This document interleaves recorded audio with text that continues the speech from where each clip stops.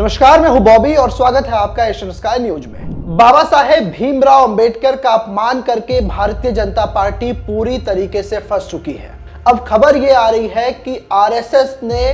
केंद्रीय गृह मंत्री अमित शाह पर एक बड़ा फैसला लिया है और उस फैसले को आरएसएस ने सुरक्षित रख लिया है।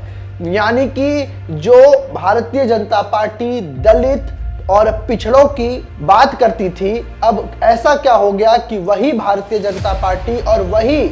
दो बड़े नेता जो बीजेपी के सर्वोच्च नेता माने जाते हैं, नरेंद्र मोदी और अमित शाह, वो भीमराव अंबेडकर पर ऐसी सोच रखते हैं। दरअसल 18 दिसंबर का वो दिन था जब सदन में संविधान पर चर्चा हो रही थी और बोलते बोलते केंद्रीय गृह मंत्री अमित शाह इतना बोल गए कि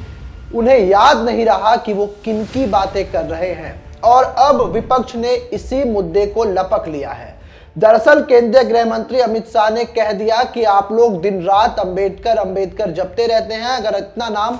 भगवान का ले लिया होता तो अभी कहीं और रहते।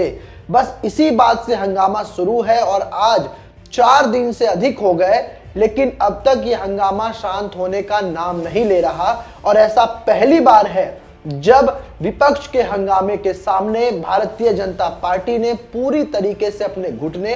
टेक दिए हैं। आरएसएस ने भी अब कड़ी फटकार बीजेपी को लगाई है कि सदन में बयानबाजी को लेकर के जो नेता हैं वो चौकन्ने रहे और अब विपक्षी पार्टियों ने देश भर में एक बड़ा मैसेज देने में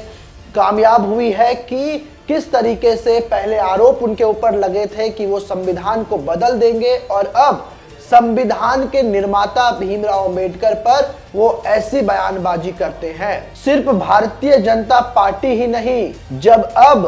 भारतीय जनता पार्टी के जो सहयोगी दल है एनडीए में, वो भी इस मुद्दे से अब परहेज करने लगे हैं और इस बार एनडीए और बीजेपी की जो दो वैशाखी है जिसके सहारे ये सरकार चल रही है, चंद्रबाबू नायडू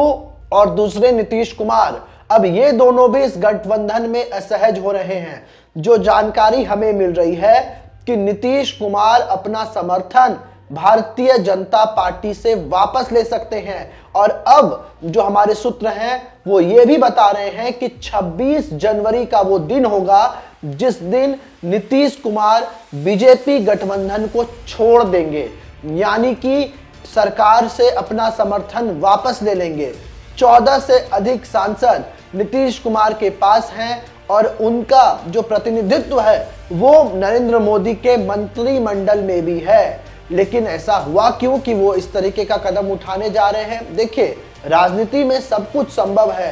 हो सकता है आने वाले दिनों में समय बदल भी जाए, लेकिन फिलहाल जो सूत्र बता रहे हैं कि नीतीश कुमार अपनी एक विकास यात्रा पर निकलेंगे और बिहार के तमाम जिलों में वो इस यात्रा को लेकर के जाएंगे और जब वो इस यात्रा से लौटेंगे तो वो बैठक करेंगे और बैठक के बाद भारतीय जनता पार्टी से वो अपना समर्थन वापस ले लेंगे। यही हाल चंद्रबाबू नायडू का है, क्योंकि ये दोनों जो नेता रहे हैं इनका जन्म ही दलितों की, अति पिछड़ों की राजनीति से हुआ है और लगातार अगर हम बिहार की बात करें तो वहां पर एक दलित वोट बैंक जो है वो काफी मायने रखता है सरकार को बनाने में और सरकार को गिराने में। जो नीतीश कुमार हैं वो खुद अति पिछड़ा जाति से आते हैं, यानी कि अगर बिहार में जातिगत वोटिंग की बात करें तो इसलिए चाहे कि गठबंधन में कोई भी हो, 2004 से लेकर के अब तक नीतीश कुमार ही वहां के मुख्यमंत्री हैं और उनके नाम एक ये प्यारा सा रिकॉर्ड भी है कि सबसे लंबे समय तक अगर किसी राज्य का कोई मुख्यमंत्री रहा हो तो वो नीतीश कुमार हैं। और नीतीश कुमार लगातार अपने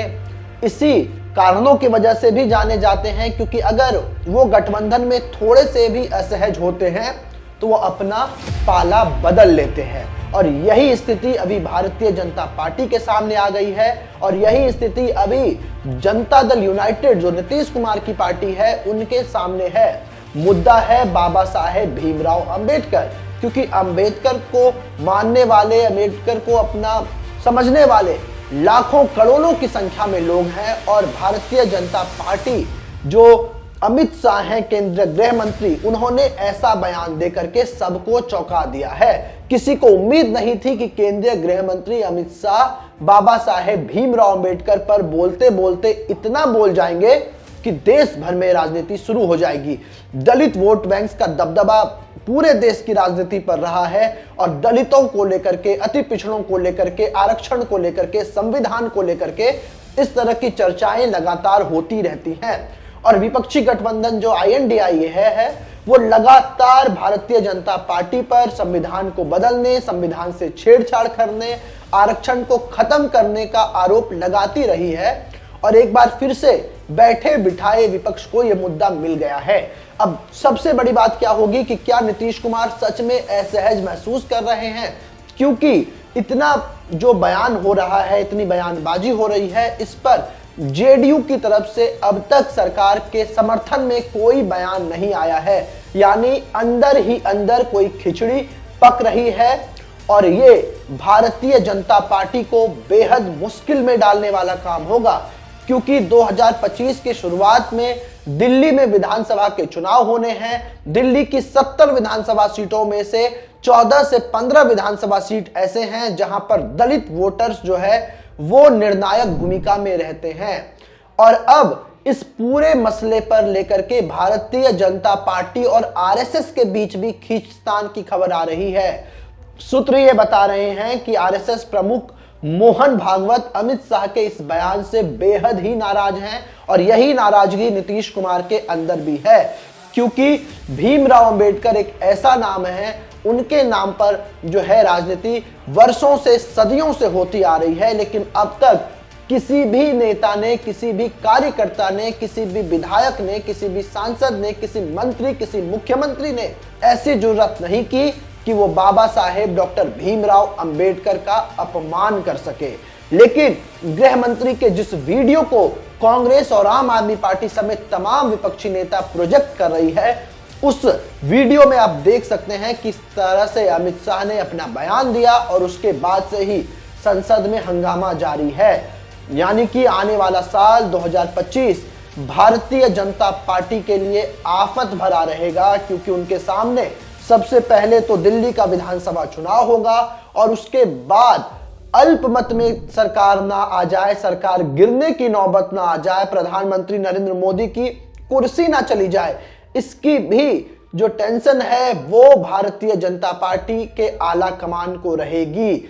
अब सब कुछ नीतीश कुमार के ऊपर निर्भर है कि क्या बड़ा फैसला वो ले सकते हैं। क्या इस फैसले में चंद्राबाबू नायडू भी उनका साथ देंगे?